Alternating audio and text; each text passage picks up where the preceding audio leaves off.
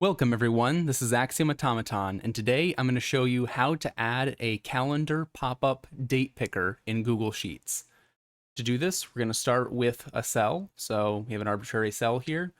We're going to go up to Data, and then Data Validation. We have our cell selected, and our criteria. I'm going to click on this and come down to Date.